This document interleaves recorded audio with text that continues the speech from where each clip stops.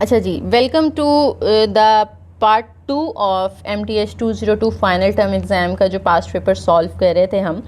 तो पार्ट 1 अगर किसी ने नहीं देखा तो जाकर पहले ज़रूर देखें, उसके बाद हम ये पार्ट 2 सॉल्व करें। ठीक है जी, इसके अंदर एक और पास्ट पेपर हम सॉल्व करेंगे। If A and B are two disjoint sets, two disjoint का मतलब है कि उनके दरमियान कुछ भी कॉमन नहीं है, तो उनका जो यूनियन होता है वो क्या होता है? वो होता है P of A plus P of B। जब वो डिसजॉइंट है यानी उनके दरमियान कुछ भी कॉमन, एक्सक्लूसिव का मतलब है कि कुछ भी कॉमन नहीं आ रहा, तो वो P of A plus P of B होता है। ठीक है, अगर उनके दरमियान कुछ कॉमन होता तो फिर हम ये वाला लेते कि आपने प्लस करके फिर उनमें से जो इनका इंटरसेक्शन है वो माइनस कर देना होता है। If P is equal to it is red and Q is equal to it is hot, then it is not red but hot is denoted by this. क्या ये ट्रू है? तो पहले तो हम इसको नहीं देख रहे, हम फिलहाल सिर्फ इसको देखते हैं और अपना एक्सप्रेशन बनाते हैं। It is not red, it is red P है, नॉट रेड पिछली वीडियो में मैंने एक्सप्लेन कर दिया था कि नॉट के लिए हम क्या करते हैं, नेगेशन लगाते हैं, तो ये नेगेशन P आ गया।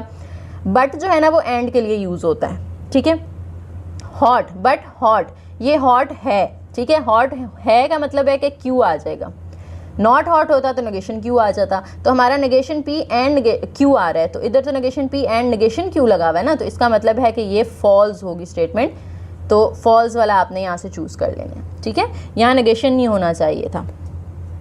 If A union B is equal to A, then A intersection B is equal to B। क्या ये ट्रू स्टेटमेंट है? तो इसको मैं आपको एग्जाम्पल के साथ सॉल्व करवाती हूँ कि A अगर आपके पास है 1 2 3 और B जो है वो आपके पास है जी 2 3, तो आपने एक दफ़ा इनका यूनियन लेना है, एक दफ़ा आपने इनका इंटरसेक्शन लेना है। तो देखिए जब हम इसका यूनियन लेते हैं ना, तो यूनियन में तो सारे नंबर्स मिला के लिख दिए जाते हैं ना, 1 2 3 सारे इधर आ जाएंगे 1 2 3, तो ये तो दोबारा से A के इक्वल आ गया। इस तरह से अगर आप इसका इंटरसेक्शन लेते हैं तो इंटरसेक्शन में सिर्फ कॉमन वाले आते हैं, तो कॉमन तो 2 और 3 आ रहे हैं सिर्फ, तो 2 और 3 लिखें तो ये दोबारा से देखें जी हमारा B के इक्वल आ गया, क्योंकि B की भी तो सेम वैल्यू थी। तो इस तरह से हमारी जो स्टेटमेंट है ये ट्रू आ रही है। ठीक है, नेक्स्ट है how many integers from 1 through 1000 are neither multiple of 3 nor multiple of 5। ये थोड़ी सी लंबी है एग्जाम्पल। ठीक है, नीदर के लिए ना पहले हमें इसके ऑपोजिट प्रूफ करना पड़ेगा, यानी वो नंबर्स पहले फाइंड करने हैं जो कि 3 और 5 के मल्टीपल हैं, और फिर हमने टोटल में से वो जो मल्टीपल हैं वो माइनस करने हैं, तो पीछे वो बचेंगे जो मल्टीपल नहीं है। ठीक हो गया, तो इसकी कैलकुलेशन यहाँ पे कर देती हूँ मैं आप लोगों के सामने। इसकी यहाँ बैक साइड पे कर लेते हैं। देखें जी, इवेंट A हम उसे कह देते हैं कि 3 से डिवाइड होने वाले नंबर्स, इवेंट B के अंदर हम ले लेते हैं 5 से डिवाइड होने वाले नंबर्स। ठीक है, अब जो टोटल नंबर हमें कहा गया है कि 1000 है, तो जो 3 से डिवाइड होने वाले हैं वो 1000/3 आ जाएंगे, और टोटल जो 1000 नंबर्स है उसमें से जो 5 से डिवाइड हो सकते हैं उसको हम 1000 को 5 से डिवाइड कर देते हैं, तो इसको डिवाइड करके आ जाएगा 333 पॉइंट समथिंग, लेकिन हम सिर्फ 333 लिख लेते हैं। जब 5 से डिवाइड करेंगे तो ये आ जाएगा 200।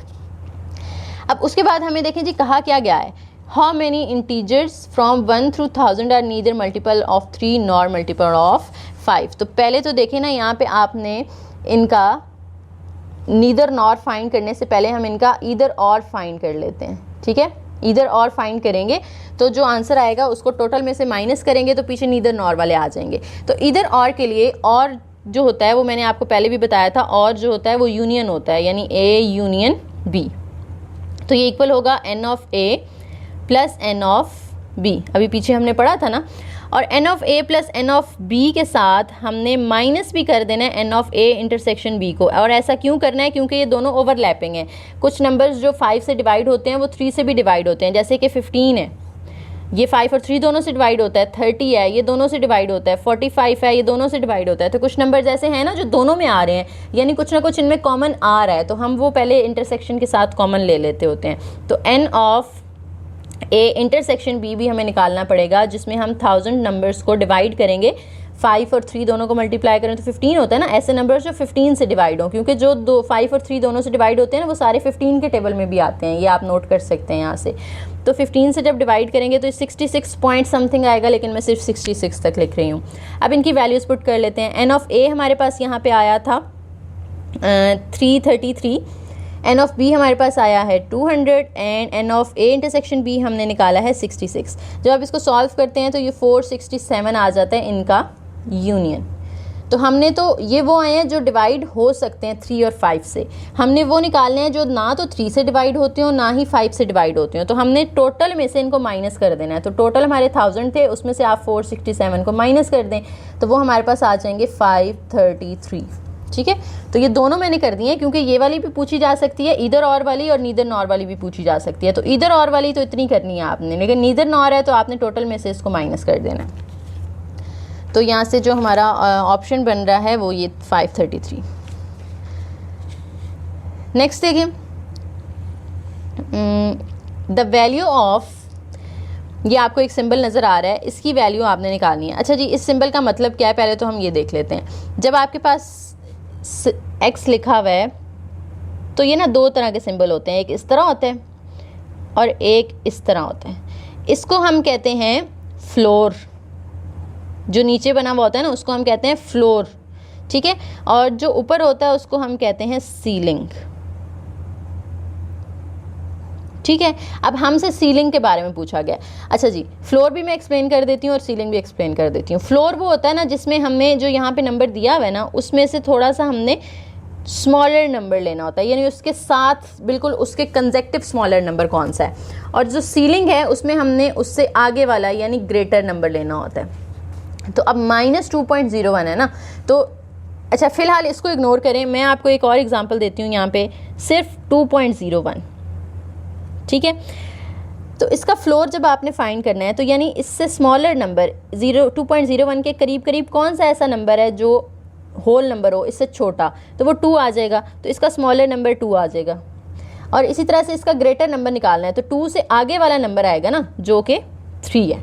ठीक है, लेकिन यहाँ पे जो दिया हुआ है वो हमें माइनस में दिया हुआ है, तो माइनस में तो चीज़ें थोड़ी सी चेंज हो जाती हैं ना। फिर जैसे ये देखें हमारे पास 0 होता है, इस साइड पे 1 2 3 होता है, इस साइड पे -1 -2 -3 होता है। नंबर लाइन तो आप लोगों को पता ही होगा सबको।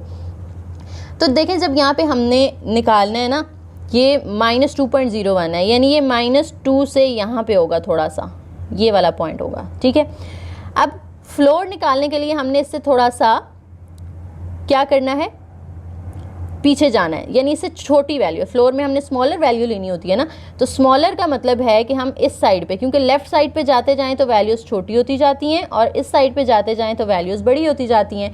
तो स्मॉलर का मतलब है हमने इस साइड पे चले जाना है। तो इस साइड पे पहला नंबर हमारे पास -3 आ रहा है, यानी इसका फ्लोर आ जाएगा -3 इसका। ठीक है, और सीलिंग के लिए हम राइट साइड पे जाएंगे, तो इस पॉइंट से राइट साइड पे आए तो पहला नंबर हमारे रास्ते में आ रहा है -2, तो इसकी सीलिंग होगी -2। तो ये हमसे सीलिंग पूछी गई थी क्योंकि ऊपर आ रहा है ना ये साइन, तो सीलिंग -2 आ गई। ठीक है, इसको भी अगर आप देखें ना, ये ऐसे इस तरह से मैं आपके सामने नंबर लाइन बना देती हूँ। ये 0 होता है, ये 1 होता है, ये 2 होता है, ये 3 होता है। तो 2.01 का मतलब है कि ये यहाँ पे आएगा। तो सीलिंग के लिए हमने आगे जाना है, तो आगे जाने के बाद हमारे पास 3 आ रहा है नंबर, तो वो हमारा सीलिंग 3 आ गई थी। और फ्लोर के लिए हमने पीछे आना होता है, तो पीछे आए तो ये 2 आ रहा है, वो हमारा आया था। ठीक है, तो माइनस के लिए थोड़ा सा चेंज हो जाएगा। If P is equal to Nadia is hard working and Q is equal to Nadia is good in mathematics, तो आपने किसका निकालना है expression, Nadia is hard working, वो हार्ड वर्किंग है यानी P, क्योंकि P हमें यही दिया।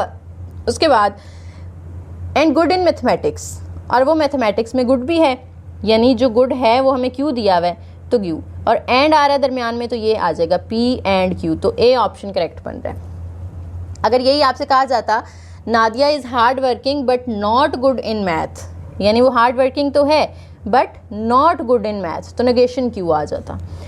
अ die is thrown twice, what is the probability that the sum of the number of dots shown is 3 और 11। नंबर्स जो आपने शो किए हैं वो 3 होने चाहिए, उनका सम 3 होना चाहिए या 11 होना चाहिए। मेरे ख्याल में हमने पिछली वीडियो में की थी एग्जांपल, और मैंने काफ़ी डिटेल से भी समझाई थी आपको, तो वहाँ आप पार्ट 1 में से ही रिवाइज कर लीजिएगा। ठीक है, उसके बाद if A and B are independent events, यानी वो एक दूसरे पे डिपेंड नहीं करते, then P of A slash B equal होता है पी ऑफ ए के। P of A slash B हमेशा आपने याद रखना है पी ऑफ ए के इक्वल होगा, और अगर P of B slash A पूछा जाता तो वो पी ऑफ बी के इक्वल होगा। What is the expectation of number of heads, ये भी हम पिछली वीडियो में कर चुके हैं पार्ट 1 के अंदर। Every relation is, her relation जो है वो क्या होता है, वो एक फंक्शन हो भी सकता है और नहीं भी हो सकता। द स्टेटमेंट डिस्क्राइब्स, ये जो स्टेटमेंट है ये किसको डिस्क्राइब करती है, ये लॉ होता है इक्विवेलेंस का लॉ, ठीक है। ये भी आपने अपने जितने लॉज हैं ना वो सारे रिवाइज कर लीजिएगा अपने उसमें जो आपके स्पेसिफिक लेक्चर में दिए हुए हैं। उसके बाद एफ ऑफ एक्स आपको दिया हुआ है और आप उससे कहा गया है कि एफ ऑफ 1 माइनस एक्स की वैल्यू निकालें। ये भी थोड़ा सा लंबा होने वाला है हमारा, तो एफ ऑफ एक्स माइनस 1 हमने निकालना है, ठीक है। तो जहाँ जहाँ इस x की जगह अगर हमने x माइनस 1 पुट किया है तो यहाँ जहाँ जहाँ x आ रहा है वहाँ वहाँ हमें x माइनस 1 पुट करना पड़ेगा। तो x का क्यूब है, इट मीन्स x माइनस 1 का क्यूब आ जाएगा। -2 इंटू एक्स का स्क्वायर है तो x माइनस 1 का स्क्वायर आ जाएगा। +4 इंटू एक्स है तो उसकी जगह x माइनस 1 एंड देन -1। अब इस पर फॉर्मूला ओपन कर देते हैं, ये आ जाएगा, सॉरी ये 1 माइनस एक्स था, 1 माइनस एक्स, यहाँ 1 माइनस एक्स, यहाँ भी 1 माइनस एक्स, यहाँ भी 1 माइनस एक्स। तो 1 माइनस एक्स का क्यूब लेंगे तो ये A cube plus minus B cube, फिर क्या आता है यहाँ पे -3ab into A minus B, -2 as it is 1 minus X का होल स्क्वायर। तो होल स्क्वायर का फार्मूला क्या होता है, A square plus B square minus 2ab, +4 अंदर मल्टीप्लाई हो जाएगा तो 4 माइनस 4x एंड -1। अब 1 माइनस एक्स क्यूब, 3 1 ज़ार 3 और x से मल्टीप्लाई होगा तो 3x हो जाएगा, 3x 1 से मल्टीप्लाई होगा -3x और -3x माइनस x से मल्टीप्लाई होगा तो -3x और माइनस माइनस +3x का स्क्वायर। अब 2 को अंदर मल्टीप्लाई कर दें, 2 1 से भी मल्टीप्लाई हो जाएगा, 2x स्क्वायर से भी मल्टीप्लाई हो जाएगा और माइनस प्लस माइनस हो गया और ये 2 इस 2 से मल्टीप्लाई होगा तो +4x हो जाएगा। उसके बाद ये +4 माइनस 4x -1, अब ये +1 -1 से कैंसिल, ये -4x +4x से कैंसिल, ठीक है। तो पीछे हमारे पास यहाँ पे क्या बच गया, -x क्यूब, x स्क्वायर वाली दो वैल्यूज़ आ रही हैं, 3 - 2 करेंगे तो 1x स्क्वायर आ जाएगा, x वाली तो एक ही टर्म है -3x और कांस्टेंट हमारे पास यहाँ पे 2 हैं, 4 - 2 तो वो 2 आ जाता है। तो यहाँ से जो हमारा ये ऑप्शन है ना ये बन रहा है बी, ठीक है। क्यूब का फॉर्मूला यहाँ से समझ आ गया आपको, दोबारा सुन लें अगर नहीं समझ आई तो। और फॉर्मूला मैं आप लोगों को बता देती हूँ कि x + y का जो होल क्यूब होता है वो इक्वल होता है x³ + y³ + 3xy into x + y, और अगर यहाँ माइनस आ जाए तो इधर भी सबके साथ माइनस आ जाता है। The square root of every prime number, ये भी हम पहले कर चुके हैं पिछली वीडियो में। प्रेडिकेट, यहाँ पे प्रेडिकेट की थोड़ी सी डेफिनेशन आ गई है। Predicate is a sentence that contains a finite number of variables. Predicate वो होता है जिसके अंदर वेरिएबल्स की फाइनाइट अमाउंट होती है, नंबर ऑफ वेरिएबल्स होते हैं, और वो स्टेटमेंट बन जाता है अगर हम उस वेरिएबल की कोई ना कोई वैल्यू पुट कर दें तो, ठीक है। प्रेडिकेट क्या होता है, जिसके अंदर वेरिएबल्स हों और उन वेरिएबल्स की अगर कोई ना कोई वैल्यू पुट की जाए तो वो स्टेटमेंट बन जाती है। तो ये ट्रू है। If r is a positive integer then GCD r 0। GCD का मतलब क्या है, ग्रेटेस्ट कॉमन डिवाइज़र। तो 0 जब भी आ रहा हो ना साथ में तो ये जो नंबर होता है ना शुरू में वही उसका ग्रेटेस्ट कॉमन डिवाइज़र होता है। यानी अगर आपके पास 5 0 होता ना तो इसका GCD जब आपने निकालना था तो वो 5 ही आना था। इसी तरह से अगर आपने GCD निकालना है जी 1000 × 0 का तो आंसर 1000 ही आएगा, ठीक है। तो 0 जब साथ में आ रहा है तो GCD 1000 वही नंबर होता है जो पहले वाला हो। उसके बाद है जी associative law of union for 3 sets. 3 set हैं आपके पास तो उनके लिए एसोसिएटिव लॉ आपने जो है वो लिखना है। तो एसोसिएटिव लॉ किसे कहते हैं, एसोसिएटिव लॉ ये होता है कि आपने देखे ना A union B union C लिखा और इधर भी आप A union B union C लिखते हैं, ठीक है। अब इसमें आप आखिरी दोनों के साथ ब्रैकेट लगा दें, इसमें आप पहले दोनों के साथ ब्रैकेट लगा दें, तो इसे हम कहते हैं एसोसिएटिव लॉ ओवर यूनियन, ठीक है। तो हमसे यूनियन का पूछा गया ना तो ये ए ऑप्शन होगा। इंटरसेक्शन का पूछा जाता तो इन सब की जगह इंटरसेक्शन आ जाना था, ठीक हो गया। नेक्स्ट है values of x and y if the following order pairs are equal. कि हमारे पास ये ऑर्डर पेयर्स दिए हुए हैं, हमने एक्स और वाई की वैल्यू निकालनी है। तो इधर से जो पहला पेयर है ना उसको पहले के इक्वल रख लें। 4x - 1 को 3 के इक्वल रख लेते हैं और जो दूसरा है 4y + 5 उसको आप 5 के इक्वल रख लें।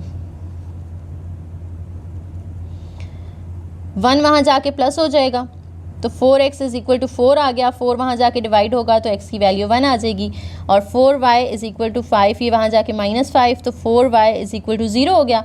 यहाँ से y की वैल्यू दोबारा से क्या आ जाती है, 0 आ जाती है। तो x की वैल्यू 1 आई और y की वैल्यू 0 आई। तो ये वाला हमारा जो C ऑप्शन है दैट इज़ करेक्ट। वीडियो भी लाइक कर दें अगर आपको अच्छी लग रही है तो। The expectation of x is equal to expectation of x की एक्सपेक्टेड वैल्यू निकालने का फॉर्मूला होता है sigma x f of x। पीछे मैंने पार्ट 1 की जो वीडियो है उसके अंदर एक्सप्लेन किया था ना एक एग्जांपल में, x not f of x not, इसी तरह से plus x1 f of x1, इसी तरह से ये ऐड होते जाते हैं, यानी x को f ऑफ x के साथ मल्टीप्लाई करते जाएं और एंड पे उनका समेशन ले लें। समेशन का मतलब है सबको ऐड कर दें। तो ये हमारे पास इसका फॉर्मूला आता है एक्सपेक्टेड वैल्यू का। A line segment joining pair of vertices is called edge. देखिए आप जब एक ग्राफ बनाते हैं ना तो ये हमारे पास एक है फॉर एग्जांपल 1, ये हमारे पास 2 है, ये 3 है और ये 4 है। तो इन चारों को हम कहते हैं कि ये हमारे वर्टिसेस हैं। एक होगा तो वर्टेक्स और उसकी जमा जो है वो वर्टिसेस होती है। अब इन वर्टिसेस को मिलाने वाली जो लाइनें होती हैं, ये लाइन सेगमेंट जो इनको मिला रहा है, ये लाइन सेगमेंट जो इनको मिला रहा है, ये लाइन सेगमेंट जो इनको मिला रहा है, इसे हम कहते हैं एज। ठीक है, और ये हमारा यहाँ से जो लाइन सेगमेंट उनको ज्वाइन करने वाला है उसे हम क्या कह रहे हैं, एज कह रहे हैं। तो ये ऑप्शन होगा करेक्ट। नोड जो है वो क्या होता है, नोड भी वर्टेक्स को ही कहते हैं। वर्टेक्स का ही दूसरा नाम क्या है, नोड है। और जो लूप है वो क्या होता है, लूप का मतलब है कि जैसे ये एज यहाँ से इधर जा रहा है ना, ये एज इससे निकल के इसी के अंदर वापस आ जाए, तो इसे हम कहते हैं लूप। ठीक है। The indirect proof of statement P implies Q involves, P implies Q एक स्टेटमेंट है और इसका इनडायरेक्ट प्रूफ निकालना है। इनडायरेक्ट प्रूफ बेसिकली क्या होता है कि आपने P implies Q बताना है ना, तो आप इसके ऑपोजिट लेंगे। ठीक है, इनडायरेक्ट के अंदर आप क्या करते हैं, उस स्टेटमेंट के ऑपोजिट स्टेटमेंट को प्रूफ करते हैं और फिर आप कहते हैं कि इसके ऑपोजिट स्टेटमेंट क्योंकि फॉल्स है तो इसका मतलब है ये वाली ट्रू होगी। ठीक है, जैसे अब यहाँ पे दिया हुआ है P implies Q, तो P implies Q में हमने क्या करना है, हमने Q के ऑपोजिट ले लेनी है, considering negation Q and then try to reach negation P। तो मेरे ख्याल में यहाँ से A ऑप्शन जो है वो करेक्ट होगा कि आपने एक को फॉल्स लिया, ठीक है, P या Q में से किसी को भी ले सकते हैं, एक को फॉल्स लें और फिर दूसरे को भी ट्राई करें कि वो फॉल्स ही हो। तो अगर ये दोनों फॉल्स जो हैं इनका आंसर ट्रू नहीं आता तो इसका मतलब है इसका आंसर जो है वो ट्रू होगा। The greatest common divisor of 5 and 10, 5 और 10 का कॉमन डिवाइजर ग्रेटेस्ट क्या होगा, 10 को अंदर रखें, 5 पे डिवाइड करें, 5 2 ज़ार 10 0। तो पहले स्टेप में आंसर 0 आ गया, तो जिस पे हमने डिवाइड किया होता है एंड पे वो हमारा GCD होता है। तो यहाँ पे इस केस में हमारा GCD क्या आ रहा है, 5 आ रहा है। Suppose that there are 8 runners in a race. First will get gold medal, second will get silver, and third will get bronze. How many different ways are there to award these medals if all possible outcomes of race can occur and there is no tie?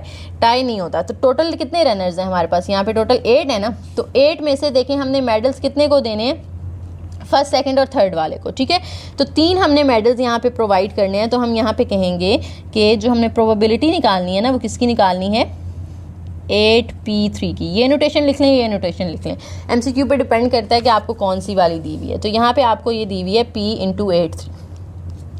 उसके बाद आ जाता है the value of 0 factorial, ये हम कर चुके हैं। 0 factorial की वैल्यू 1 होती है। The sub graph of a graph G that contains every index of G and is a tree is called spanning tree. ये स्पैनिंग ट्री की डेफिनेशन आपके हैंडआउट्स में दी होगी, वहाँ से आपने देख लेनी है। ठीक है, वीडियोस वैसे काफ़ी लंबी हो गई हैं तो ये हम कर लेते हैं पेज। वैसे काफ़ी ज़्यादा मैंने आप लोगों के लिए प्रिंट निकाले थे यहाँ पे, लेकिन पॉसिबल नहीं है कि मैं सबको सॉल्व करूँ, तो इसी से आप गुजारा कर लें। फ़िलहाल जो 2 वीडियोज़ मैं अपलोड कर रही हूँ तो ये 2 ऑब्जेक्टिव हो जाएंगी, एक मैं सब्जेक्टिव ही कर दूँगी। तो टोटल 3 वीडियोज़ हैं आपकी डिस्क्रीट मैथ की प्रिपरेशन के लिए। तो उम्मीद है कि काफ़ी हेल्पफुल रहेंगी आपके लिए। बाकी आप खुद से भी कोशिश कीजिएगा मज़ीद पास्ट पेपर्स को सॉल्व करने की। ठीक है, तो इसको देख लेते हैं मज़ीद। इसमें ये जो 1 2 आ रहे हैं यहाँ पे हमारे पास के मैट्रिक्स जो है उसके अंदर अगर नंबर ऑफ़ रोज़ और कॉलम्स इक्वल आ जाएं तो उसे हम क्या कहते हैं, स्क्वायर मैट्रिक्स। यानी आपके पास लिखा हुआ है ना ABCD, तो इसके अंदर रोज़ कितनी हैं, 2 हैं, और कॉलम कितने हैं, वो भी 2 हैं। तो इसका जो ऑर्डर होता है ना वो हम कैसे लिखते हैं, रोज़ क्रॉस का साइन लगा के कॉलम, रोज़ भी 2 हैं, कॉलम्स भी 2 हैं। तो अगर रोज़ और कॉलम्स की स्ट्रेंथ सेम हो, उनकी तादाद सेम हो, number of rows and columns equal हों, तो उसे हम कहते हैं स्क्वायर मैट्रिक्स। रेक्टेंगुलर क्या होता है, जिसमें ऑर्डर में कॉलम और रोज की स्ट्रेंथ सेम नहीं होती। फॉर एग्जांपल ABCDEF, तो इसके अंदर देखें रोज तो 2 हैं, तो 2 बाय कॉलम्स 3 हैं, तो 2 बाय 3 ऑर्डर हुआ ना, दोनों इक्वल तो नहीं है, इसका मतलब है कि ये क्या होगा, रेक्टेंगुलर मैट्रिक्स होगा। उसके बाद यहाँ पे स्केलर की टर्म आ रही है। स्केलर क्या होता है कि आपके पास एक इस तरह से मैट्रिक्स है जिसके जो डायगनल एलिमेंट्स हैं ना, डायगनल एलिमेंट्स ये वाले होते हैं, यहाँ पे जैसे 1 है और यहाँ पे 2 है, डायगनल एलिमेंट्स में 0 ना हो बाकी 0 हो, डायगनल एलिमेंट 0 ना हो बाकी 0 हो, तो इसे हम कहते हैं डायगनल मैट्रिक्स, डायगनल मैट्रिक्स। ठीक है, कम से कम एक नॉन ज़ीरो होना चाहिए, दोनों भी हो सकते हैं, एक होना चाहिए। और अगर ये जो दोनों नॉन ज़ीरो हैं वो सेम आ जाएं, यानी दोनों सेम है, 2 हैं, दोनों 3 हो जाते हैं, दोनों 7 हो जाते हैं, दोनों 5, यानी ये सेम होंगे, तो उसे हम फिर कहते हैं स्केलर मैट्रिक्स। ठीक है, और ये दोनों सेम हो और 1 हो, यानी इसमें 1 आ जाए दोनों में, तो फिर हम उसे कहते हैं आइडेंटिटी मैट्रिक्स। ठीक है, डायगनल वो होता है जिसमें डायगनल एलिमेंट्स में से कोई एक नॉन ज़ीरो हो बाकी सारे ज़ीरो हों, और डायगनल मैट्रिक्स ही स्केलर बन जाता है अगर डायगनल एलिमेंट्स सेम हों और बाकी सारे ज़ीरो हों, और स्केलर ही आइडेंटिटी बन जाता है अगर ये सेम होने के साथ साथ 1 हो जाएं और बाकी सारे ज़ीरो हों। तो ये स्केलर भी मैंने एक्सप्लेन कर दिया। उसके बाद आ जाता है changing rose of matrix into column, उसे हम कहते हैं ट्रांसपोज ऑफ मैट्रिक्स। ट्रांसपोज के अंदर क्या होता है कि आपके पास एक लिखा हुआ है ABCD, इसका आपने ट्रांसपोज लेना है। तो ट्रांसपोज लेने के लिए क्या करते हैं, ये जो इसकी रो है ना उसको आप कॉलम बना के लिखते हैं, इस रो को भी आप कॉलम बना के लिखते हैं, तो रोज़ को आपने कॉलम्स में चेंज कर दिया, इसका मतलब है कि आपने उसका ट्रांसपोज फाइंड कर लिया। एक और यहाँ पे टर्म आ रही है एडजॉइंट। एडजॉइंट किसे कहते हैं कि आपके पास है एक मैट्रिक्स 1 -2 4 6, तो आपने क्या करना होता है, फर्स्ट और लास्ट की पोजीशन चेंज कर देनी होती है, यानी 6 और 1 की पोजीशन चेंज हो जाएगी, और बाकी दोनों के साइन चेंज कर देने होते हैं, 2 प्लस का हो जाएगा, 4 माइनस का हो जाएगा, तो इसे हम कहते हैं एडजॉइंट। ठीक है, एडजॉइंट के अंदर क्या होता है कि आपने फर्स्ट और लास्ट की पोजीशन और बाकी दोनों के साइन चेंज करने होते हैं। ठीक है,